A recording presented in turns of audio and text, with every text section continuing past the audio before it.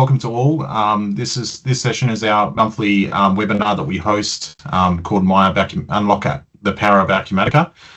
Today's session is going to be how AI will shape the mid-sized businesses for here in Australia and the world. Welcome all. So as I say, these sessions we host on a monthly basis, the Unlock Acumatica sessions.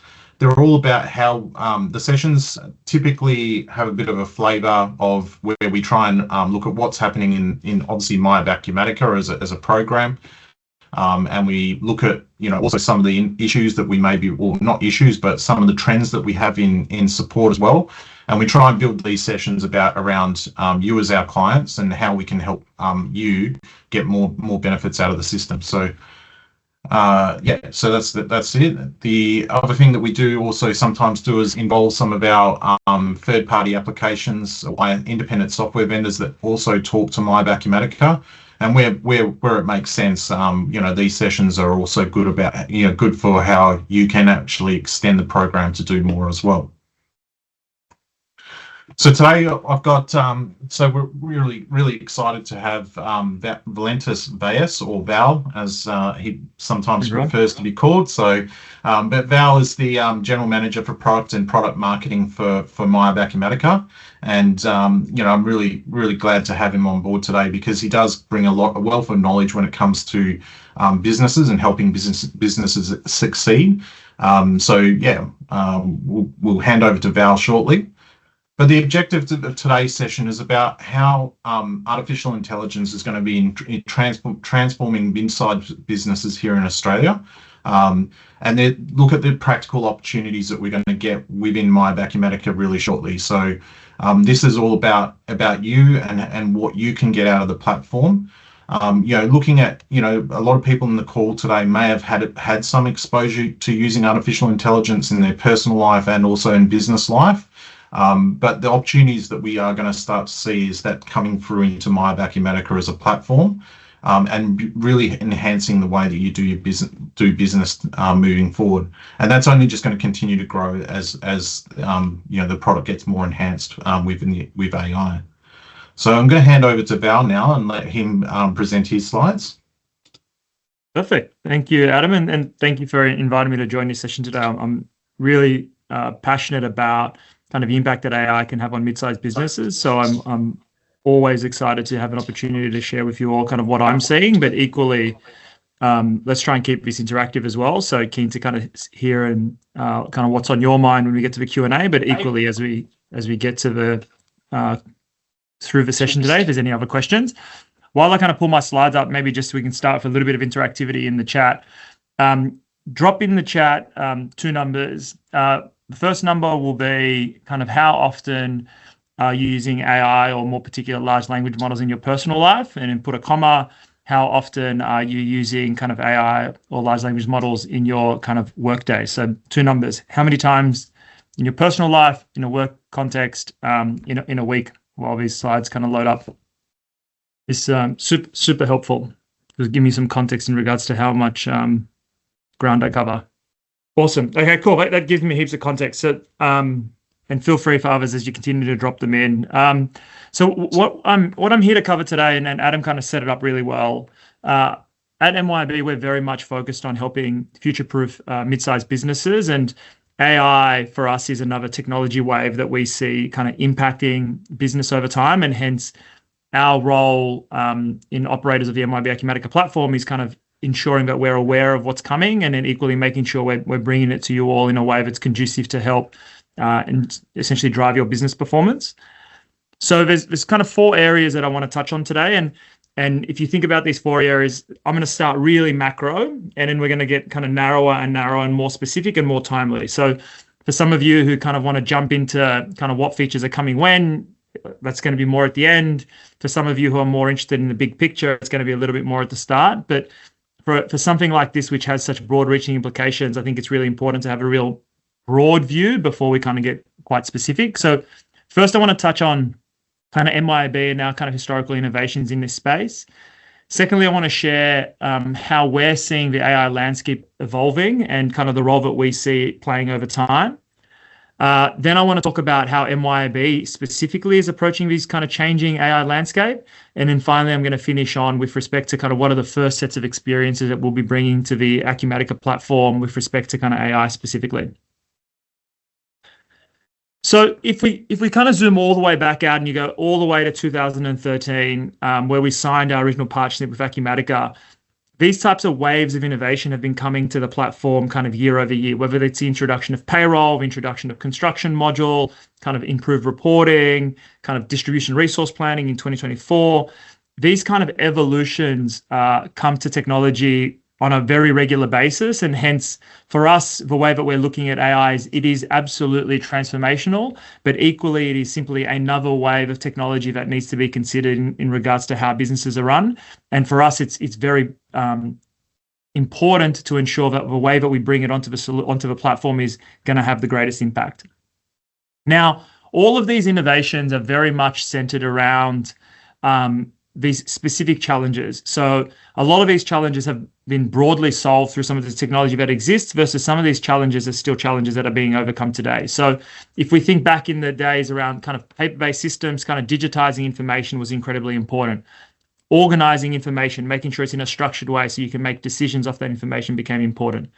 Over time, automating processes, eliminating errors and automating repetitive tasks that essentially no longer means that you're wasting time doing lower value tasks and you can focus your team members or yourself on more higher value activity. Then transitioning into streamlining processes.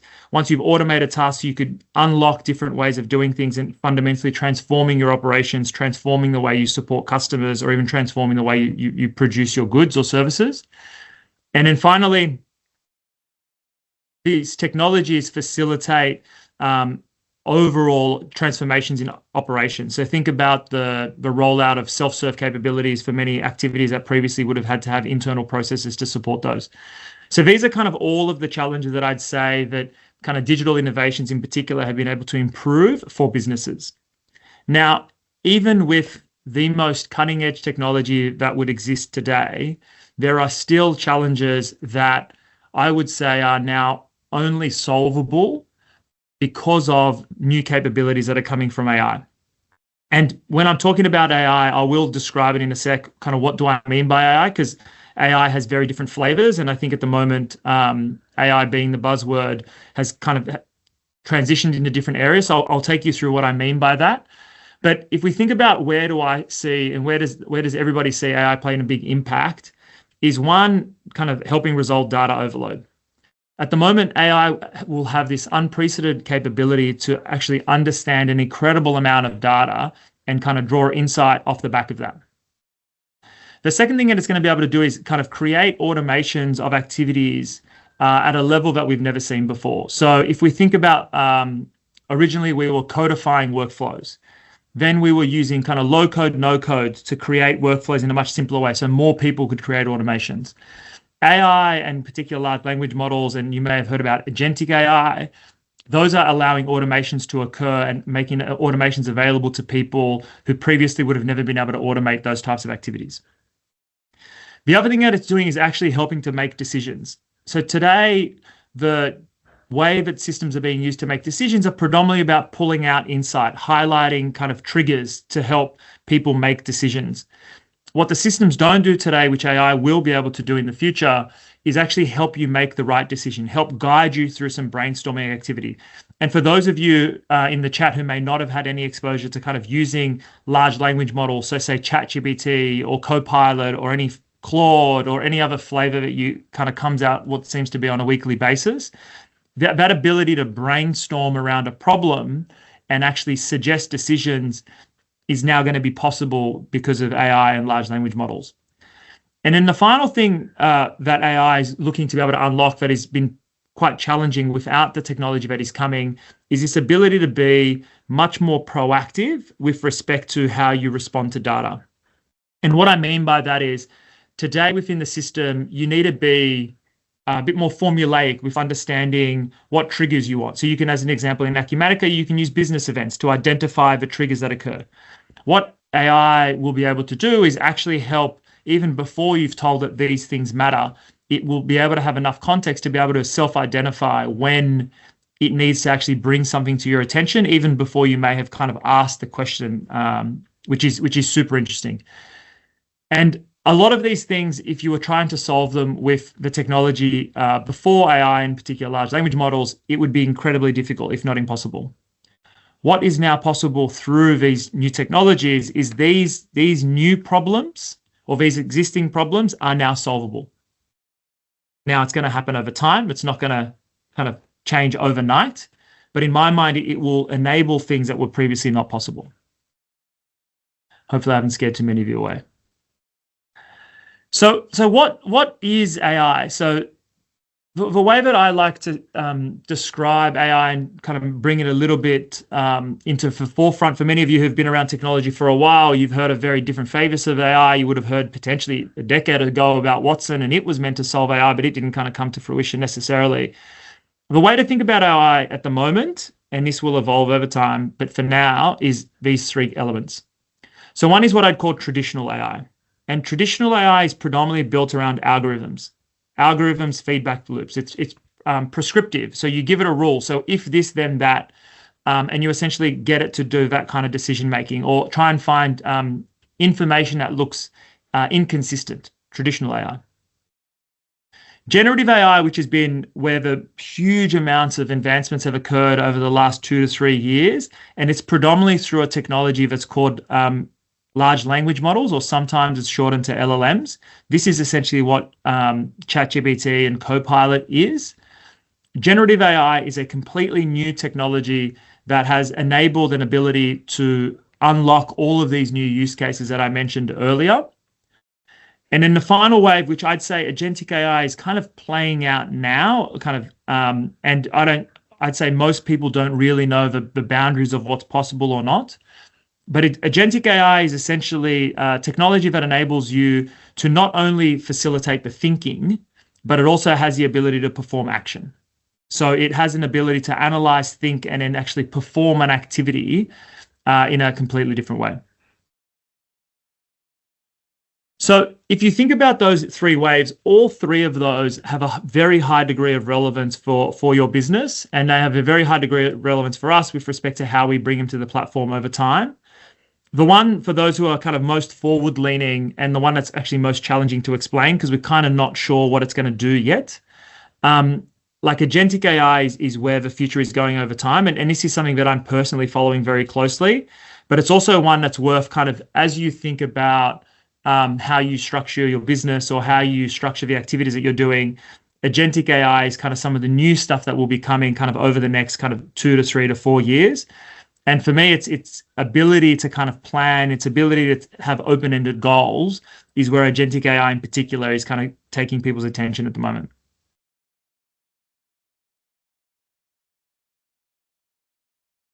So how's its adoption been? So I've spoken about the problems, I've spoken about what the technology is, but how are people using it today? What we have seen, particularly through the adoption of generative AI, and you can see that at the end there, is that 65% of employees are already using AI to assist with workplace tasks. And we have seen a step change in its adoption over time. So in 2017, there were forms of what I call traditional AI, but at the moment, kind of 72% of companies have started to adopt a degree of AI in their daily workflows. Many of those have been kind of in the marketing context where they're kind of creating email copy or where they're ideating, but its adoption has been astronomically fast, particularly in what I'd call low risk use cases. But what we are seeing is it is quickly becoming one of the most important technologies that people are focused on. And another data point that we saw, and this was in one of our most recent kind of mid-market reports, was, and we do these reports on a regular basis, and it's kind of worth taking a look at one. This was actually from November 2024. And we essentially asked kind of what are the top 5 innovation priorities for mid-sized businesses. And what blew me away was how quickly AI has come to the top of the list. All of these technologies, Internet of Things, data analytics, digital security, all of these have been around for a while, but the fact that kind of the use of AI tools has become so important so quickly, and I think the fact that you've all joined this call is almost a reinforcement of that, is how it has become so critical for people to understand it, and predominantly in the sense that they see a lot of the opportunity that comes off the back of it. So with that, let's talk about how I'm thinking about bringing AI to the kind of Acumatica platform. So the strategy for bringing such a transformational technology to Acumatica is something that is critical for us to ensure that we're bringing it onto the platform in a way that is most impactful. And there's 4 elements to this strategy. So one is around being quite customer centric. So what we are focused on is ensuring that these enhancements that we bring to the platform improve how users work and perform everyday tasks on the platform. We know that you look towards the platform to help kind of mission critical tasks or kind of drive profitability and efficiency. And hence we want to make sure that the AI is helping you achieve those goals, not getting in the way. The second thing is this technology is moving incredibly fast. And if I was to talk to you about this a year ago, my forecast on how fast it would move would be that it has moved faster than anyone expected. And hence, the way that we are approaching this is in a highly collaborative way. So this means collaborative with respect to the innovators that we're working with, collaborative with our partners, businesses like AlphaBiz, and even collaborative with people like you in regards to where you're seeing value and where you're seeing it work so well. The other important aspect of being highly collaborative with this approach is that you kind of don't know where the next cutting edge technology will come from. And a great example of this was, if you were following in the news, it would have been a few months ago now, when DeepSeek, as an example, came out of China and fundamentally changed everyone's understanding of what these models could do. Our view here is that we need to be highly collaborative, and hence we're taking a very open approach to how this technology comes to the platform. And then finally, from an approach standpoint, and this kind of links a little bit to this speed of change, is we are coming at this opportunity very much from a learning and adaptation approach. So you will see us in this space do more experimentation than what you've seen us potentially do in other components. So we are going to give you access to certain capabilities that we're confident are effective, but equally we want to be quite nimble in regards to how we make them available and how you kind of iteratively contribute to how they kind of drive performance in your business. So you'll see us be quite adaptive in our approach, as opposed to give you an alternative example, when we're enhancing some of the existing workflows, we're kind of much more prescriptive in regards to kind of the best way to do things, versus in this approach, we're going to be much more nimble. And then finally, and I suspect I'm going to get a question like this because it often comes up, is how we're going about kind of using data, how we're going about ensuring that the information that we're providing is accurate and reflective. And for us, and this is why it kind of sits over the top of all 3 of those elements, is that we are highly focused on making sure that the way we go about doing this is responsible. So we understand the trust that customers like you and partners like AlphaBiz put in us in regards to helping manage their data. And therefore, we are extending this trust into how we are approaching AI. So that is very much the forefront of how we're going about doing things. And I would say these kind of 4 pillars are the way that we are approaching bringing AI to the core platform. And to summarize all that, what we are looking to do, and this is kind of the mission statement that the team, which is focused on bringing AI to the platform, are focused on, is ensuring that we continue to future-proof your business kind of with this intuitive AI technology, making sure it kind of helps you unlock access to this new technology, and you're able to bring it in a way to your employees and to your team members in a way that is incredibly safe and effective. So for those of you who are a bit more tactile and are like, okay, cool, that sounds really interesting, very high level, but let's get to kind of brass tacks. What's it actually going to be, and what's it actually going to look like? There are 3 main experiences that we plan to bring to the platform. One of them is what we call AI automation. And this is an ability for you to automate and streamline processes in a way that you've never seen before. So this is being able to perform repetitive tasks in a way that reduces the amount of individual tasks that are required within a specific workflow and reduces that kind of mundane work. The second experience that we want to bring to the platform is actually what we call AI Advisor. And this is essentially an ability to provide information to support decision-making. So AI will have the ability to leverage advanced data analysis and things like anomaly detection to essentially provide these kind of actionable insights. So this ensures that kind of users are not missing critical information when they're making informed decisions. And this is where AI will play an important role to kind of partner with you as an advisor to kind of make those important decisions. And then the final experience is what we call AI Assistant. So AI Assistant is very much focused on enhancing the way which you use the system. So it's an interactive AI assistant that improves the user experience by helping you complete specific tasks. So one of the first experiences around kind of predictive text, but then over time, you'll also be able to interact with it and actually have a video that's coming up, which will essentially mean that when you log into the system and you're looking to perform a task, AI Assistant will be able to help you navigate the completion of that task more efficiently, or actually help you get things done that previously may have been a little bit more challenging. So how are we going about creating these three experiences? And this one here gets a little bit technical. So for those who are a little bit more technical, you might enjoy this. For those others, I'll try and keep it relatively high level so it's available for everybody. All of these three experiences live on top of this core technology platform. The two main elements that bring these to life is what we call AI Studio, and the second is what we call AI Agents. So AI Studio, think of that as being the area where you'll be able to configure these automations. You'll be able to configure and interact with some aspect of the advisor. This then sits on top of the gateway. And I'd say of this entire architecture, the gateway is actually the most critical part.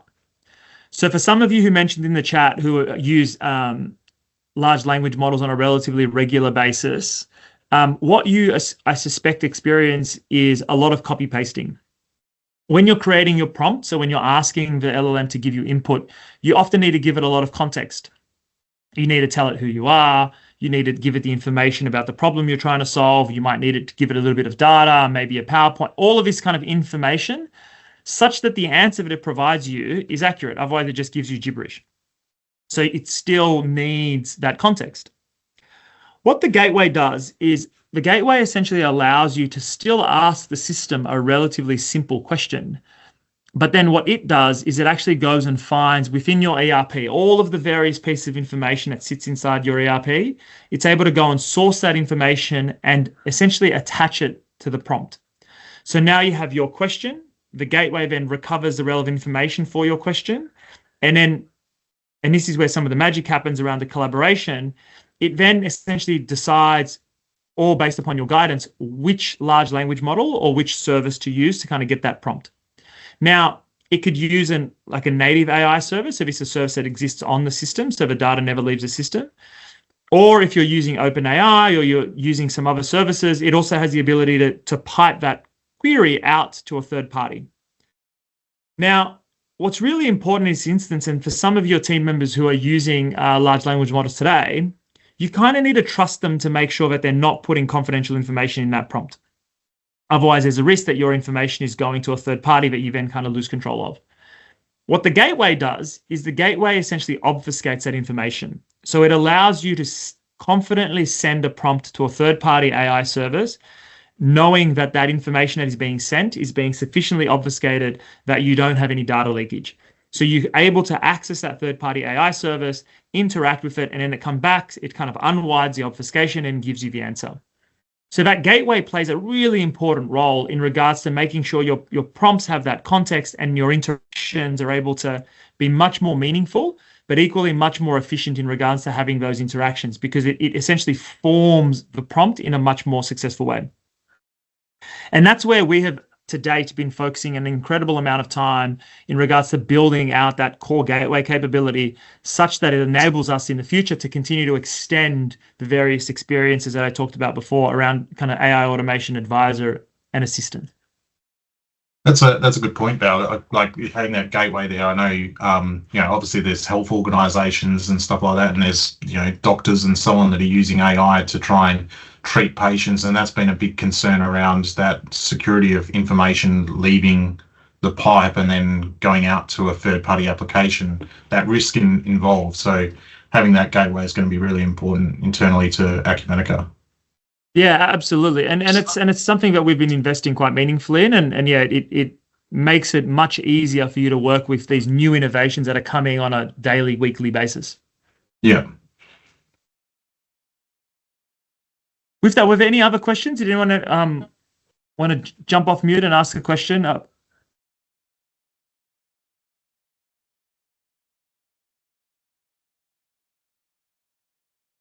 good. We can keep going, and maybe some more at the end. Yep. Hi, Jayesh here. I put that in chat function earlier. AI is dependent more on data, right? So whatever data you feed is probably the information you're going to get, or the insights you're going to get, or simplification you're going to get. Historical practice has not been, keeping good data, or data is kept but in different forms or different streams. Is there an easy or verified way to actually streamline some of the data, or at least cleanse the data, so that this gateway can probably put all that tricky language into more meaningful language to give us the answers? So the gateway is very much focused on pulling out the relevant information from your ERP. So it's still absolutely constrained from kind of garbage in, garbage out, right? So there is, and this is, I think this is very relevant for everyone on this call who's on Acumatica, or even considering kind of a move on to Acumatica, is getting your data in order is critical. So making sure the way that you have structured your data within Acumatica is conducive and structured, and you're using the workflows in the right way, ensure that this gateway will have the ability for it to be able to kind of capture meaningful information, but then also ensure that you can ask it kind of meaningful questions. And this is kind of one of the major benefits in having the vast majority of your business kind of running on Acumatica. So the benefit of having not only financials and maybe your payroll on Acumatica, but also making sure your inventory is available and visible within Acumatica, or you're using it for production, or you're using it for projects. By having all of those disparate pieces of information in a single solution, it allows your interactions and the types of questions that you can ask to the large language model, or to Acumatica in this instance, kind of much more powerful. Now, there is another question in the chat just on this. Would it be safer or better to use native AI only? Will native AI learn more and produce better results? This is from Brian. Thanks, Brian. And it's a really good question. So there is a concept within LLMs which is called fine tuning, and what the native AI services are that we'll be extending will have elements of fine tuning within it, because we will essentially be able to build them to be able to tackle the types of questions that people are asking of their ERP system. So in terms of it will be more effective. From a safeness standpoint, the gateway is looking to make it incredibly safe to use these third-party AI services. There is still risk, because obviously depending upon who and where you're sending that data, they might be able to kind of infer things. So there is a degree of risk, but I wouldn't say it's necessarily a high degree of risk. But there is, over time, absolutely areas where the native AI services that we will make available will start to produce better and better results. That being said, in that third-party AI services space, you have businesses like OpenAI, as an example, who are spending ridiculous amounts of money, tens of billions of dollars, training ever bigger models. And it was actually a model that I was learning about yesterday, which has what's called 1 trillion parameters. So to think about ChatGPT, they are in the tens of billions. A new model just came out with 1 trillion parameters. The amounts of money is ridiculous. So this is why we're taking a very open approach. We're saying we're going to create our own core services, but we want to make sure that you have the ability to access other third parties in the event that there's some magic out there that you kind of need to get access to. That's good. Good question, Brian. Thank you. So wouldn't be a product if I didn't show you some product. So if we think about our first kind of experience as we think about AI Advisor, and this is what I talked about earlier, and the example here is what's called anomaly detection. And the example that I'm showing here is the ability for you to use anomaly detection to identify when somebody is paying late. So let's say you're managing accounts receivable, and typically you might be looking at a 30, 60, 90-day process, and you have different escalation activity off the back of those dates. With anomaly detection, what it allows you to do is it actually tells you when someone is paying uncharacteristically late.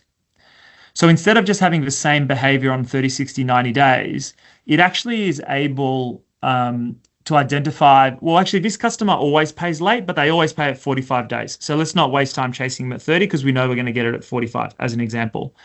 But if that person starts paying later than 45, and that's what you can see in that screenshot there where it says expected value, this is essentially saying, when do you expect this person to pay, and are they looking likely to be paying significantly different to that? So anomaly detection, and this is just one example, this anomaly detection can actually be run across any GI. So if you have any piece of data that's sitting inside what's called a general inquiry, a list of data, you can then actually run it to say which record in this list of data is essentially unique or an anomaly, and then it brings that information to your attention such that you can action it. And this essentially is a first example of kind of AI advisor. The second experience is around what's called AI assistant. And this is more what I mentioned before about an interactive assistant. And this assistant allows you, and in this example, what it's showing here is it's showing you you're a new sales rep and you want to understand what are the top 5 accounts in your area. In the system at the moment, to do that, you would have to follow multiple different steps to kind of be able to find kind of what your territory is, what the top sales accounts are, and for you to get this information. Versus with AI Assistant, you go in there, you just ask the assistant the question, and then it gives you the information, it gives you the general inquiry, and it gives you access to the underlying table. And this was actually something, and I've got a video to share now as well. This was actually something that was shared at the Acumatica Summit event earlier this year, where they actually showed this in a working kind of prototype version. So this is not something that's coming in the distant future, but it's coming to the platform kind of very soon. So I'll kind of pause there and just kind of show you the video.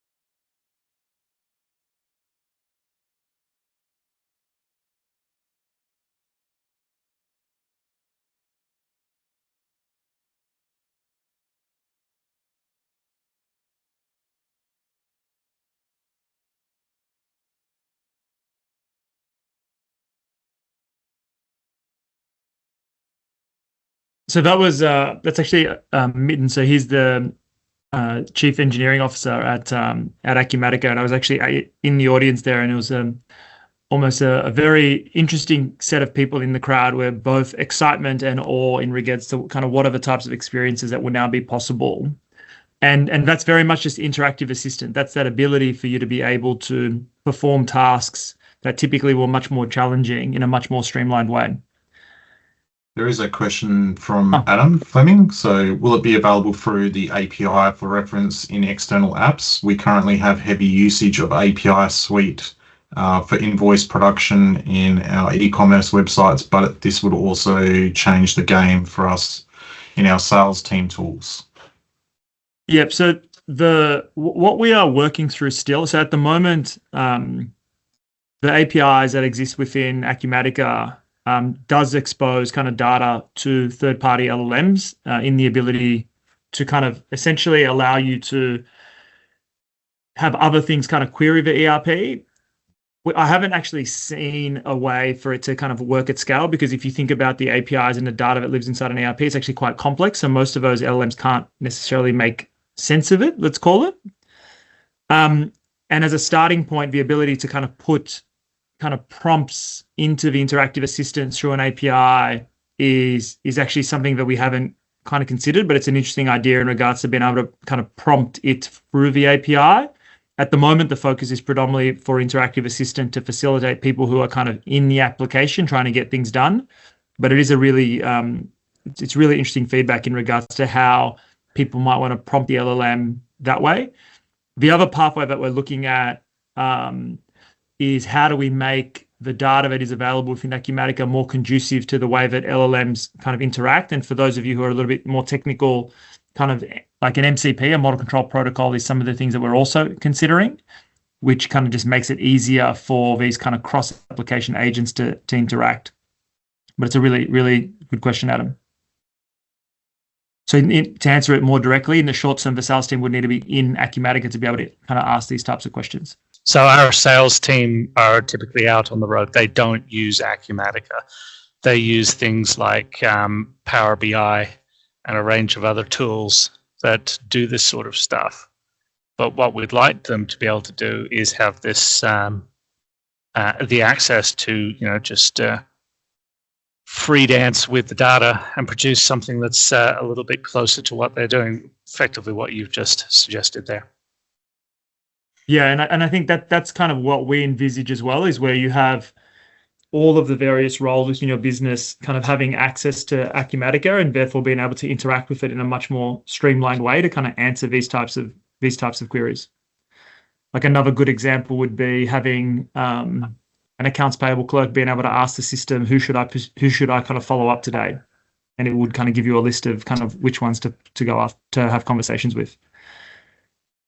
Just kind of conscious of time, but I want to make sure that you also have kind of free time at the end to ask questions. If we look at kind of where are some of these features coming, so there are 4 main features that we're kind of bringing within these experiences in the kind of upcoming spring 2025 release, which essentially you will get in your hands kind of early next year.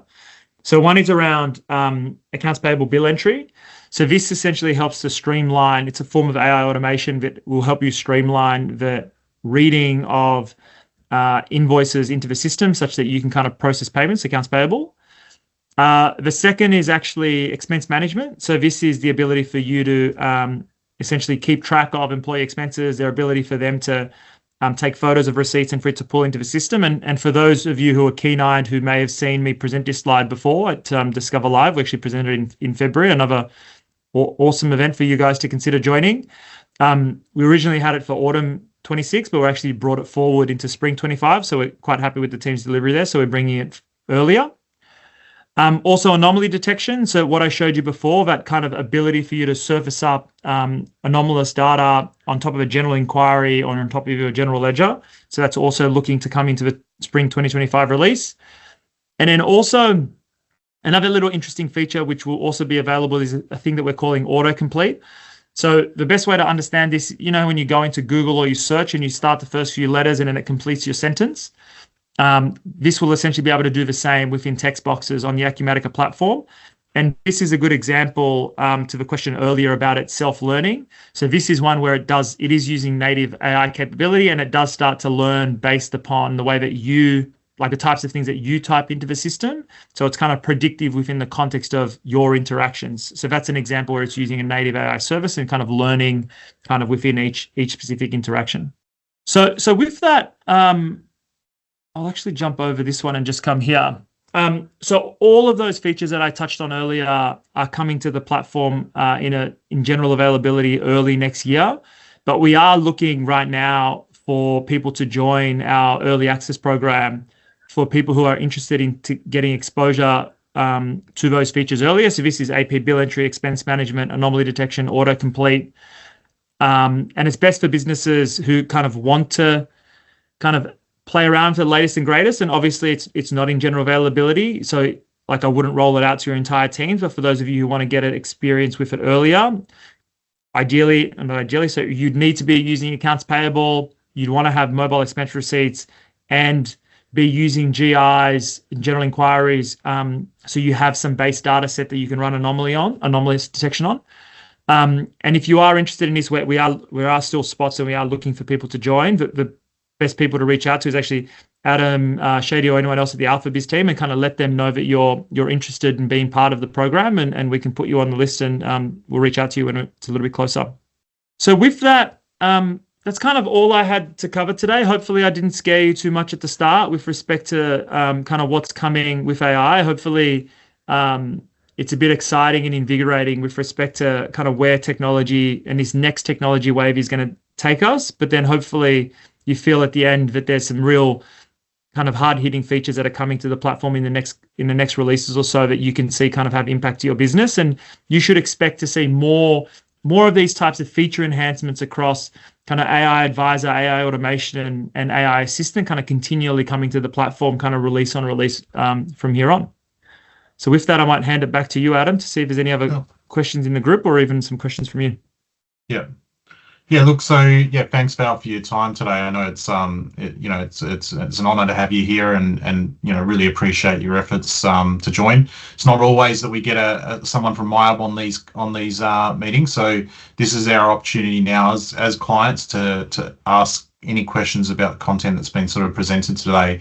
Because I think this is valuable that you start looking at how your business embraces the technology. So I'll open up for any questions. I do have some to ask to help, and these are common ones that I get when I'm having conversations with clients around how you're going with AI. My role with with AlphaBiz is to help our clients expand their current program. And when I ask those, sort of questions, but yeah, if we got any questions, we got one, Shinmay. Yep, I can tackle that one. So this has made it incredibly challenging in regards to introducing large language models into an ERP, because when you're doing it, as you've kind of rightly commented in the question, when it's helping you draft an email or it's helping you kind of brainstorm ideas, it's a little bit what I called before, like a low risk use case. The things that we are doing, and this is why we're releasing it in a very cautious manner, is to that question earlier, who are the top 5 salespeople? There is a right and wrong answer. There isn't a, like, I reckon, I think it could be. And therefore we are being, like, this is absolutely at the forefront of our thinking.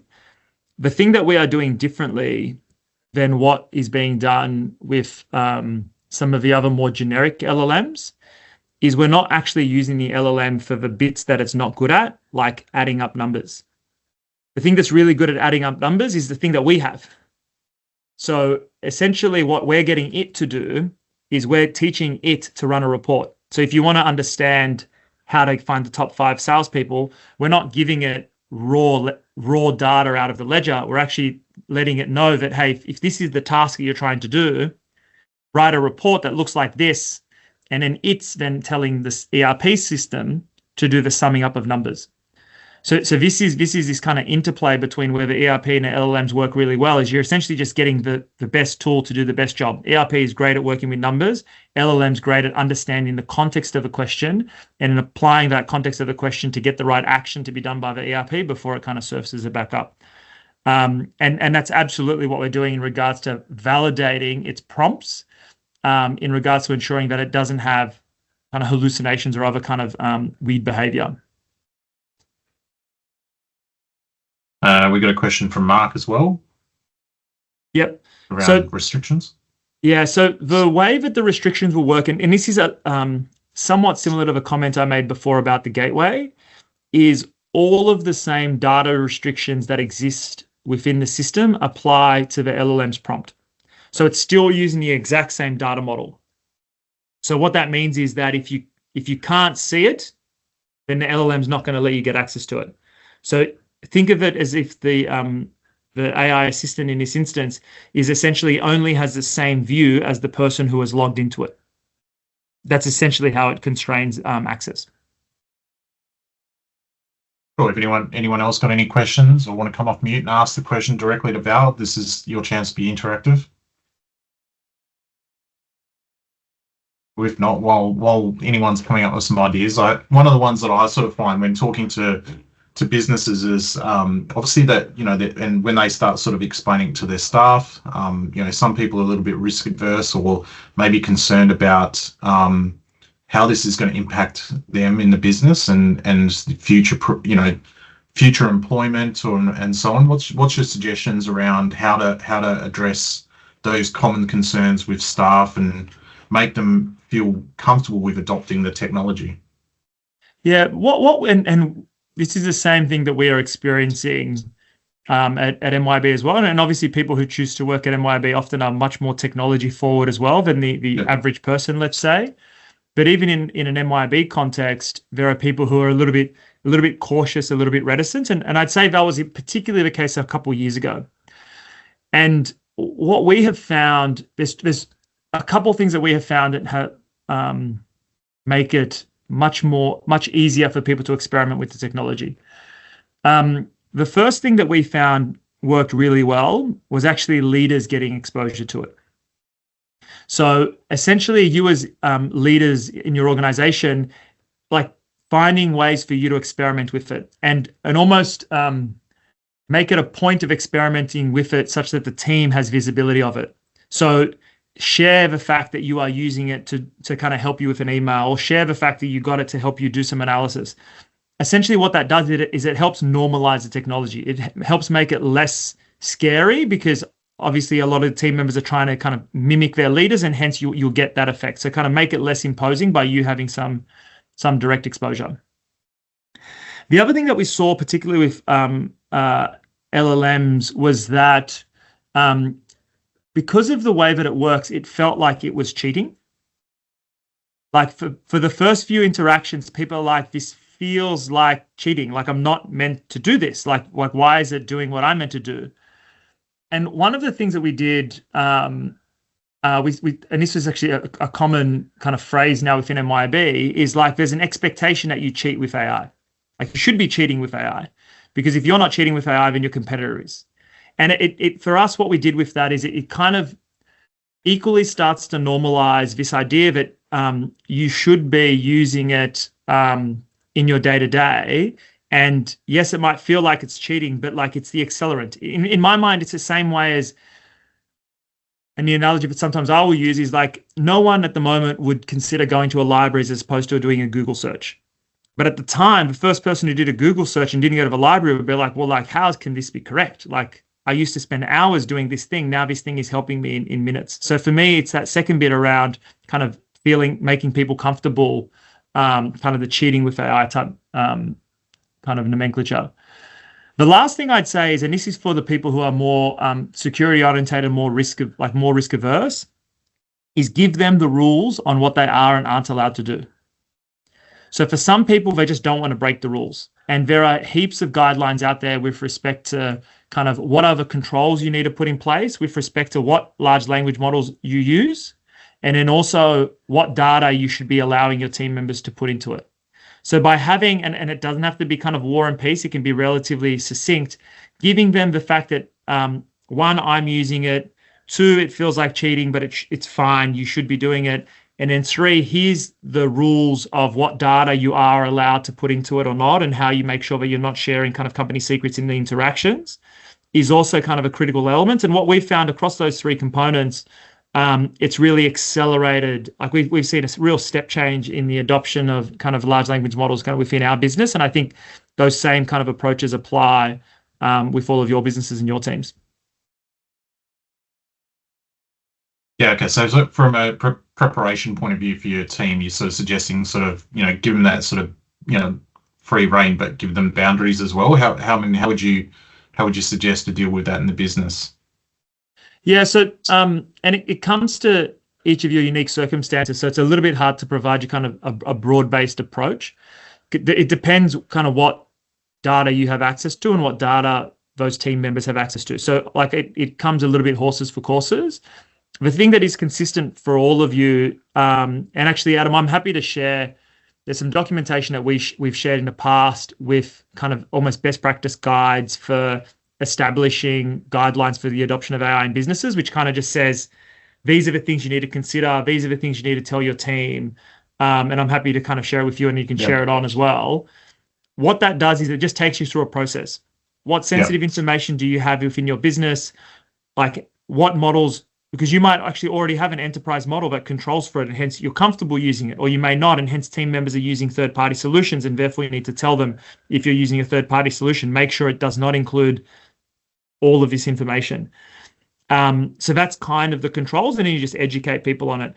The thing that I would say, and this is some of the data that I've seen recently, if you in your organization have team members who are below the age of kind of, call it 25 to put a number, they are all using LLMs daily. Yep. Every single day they're using it, and they are using it in the work day as well. And hence, by providing them these guidelines, it just makes sure that it's being used in a much safer way. Any other questions from anyone else? I want to steal all of the floor. I do have a couple more though. I think they say you got to wait 7 seconds to get people to feel comfortable popping off. Feels like a lifetime. Yeah. I mean, is there, so just in regards to sort of repetitive, for businesses looking at those repetitive tasks, should they be looking at those now and seeing not only what's coming in MYOB Acumatica, but looking at other sort of platforms as well to help improve their workflows? So what I'd suggest, like what would I do today?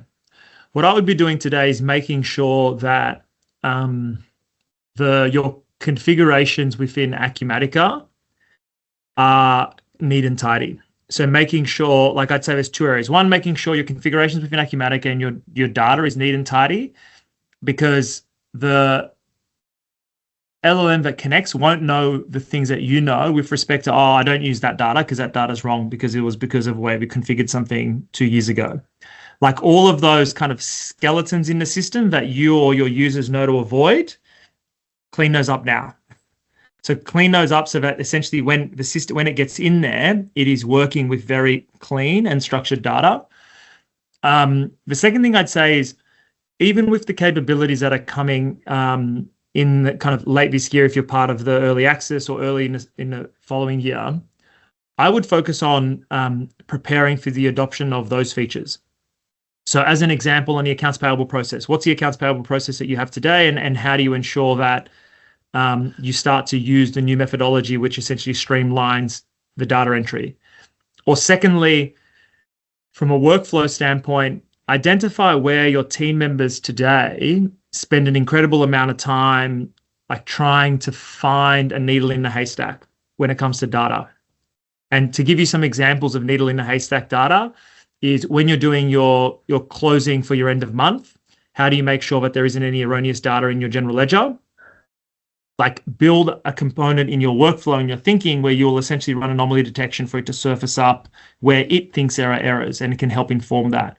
Or if you have other kind of GIs that you're often looking and you're looking through really large data sets. So for me, Adam, what I would look at is actually within your business, try and understand what are the activities that you do today where these new features will be able to essentially improve the way you work. And that's kind of where I would start. The other thing that you could do, if you're a little bit more forward-leaning, would also be around how do you start to experiment with some of these new tools. So whether that's ChatGPT, whether that's like Copilot or other tools, the big thing here would be actually you want to be in a position where you're using an LLM weekly, if not daily, just so you have exposure to it. Even if you don't end up using what it recommends, play with the technology. Play with the technology so you can get a feel of its boundaries, you can get a feel for how it works. So then as it comes into your business, you kind of have that understanding of what's possible. Yeah, that's a good point. I mean, I've been using Grammarly for many years, which is, sort of basic, and it's starting to get a little bit better. But now I've found things like ChatGPT is so much better, even not just for emails, but also for generating documents and cleaning up the way, and also just helping with my thought process. Sometimes, in the past, I'd probably sit down with Shadi and go, hey, we're working on this, and it could be a tender or a proposal, it could be, some piece of work that's quite heavy in documentation. Whereas now I can brainstorm and work with those tools, which is, and it was to Shadi, like I've been using obviously what I've been using in the past, and he sort of challenged me about 9 months ago, and he goes, you really need to spend a lot more time working on these tools to get, just get that more broader knowledge of what's going on. And I have, and it's amazing what we can do with that sort of technology now. It's not always right. If you don't ask in a specific way a certain question, it can sometimes give you garbage. So you do have to sometimes also continuously pepper ChatGPT or whatever. But also in regards to our developers, I mean, when we talk about addressing common concerns around, is this going to replace people's work? I don't think it's going to replace people in doing the work. It's going to amplify what they do in their day-to-day jobs. That's what we need to look at, the opportunity, seek for the opportunity that how do we amplify our staff to do less of the repetitive and do more of the actual strategic thinking of how to do things better. That's where I think we need to be all focusing on. Well said. Any other questions at all, or we are at 2 minutes over time? So we'll just want to say, if you got any questions, put them in the chat or come off mute. Happy to stay on for a couple of more minutes and go from there.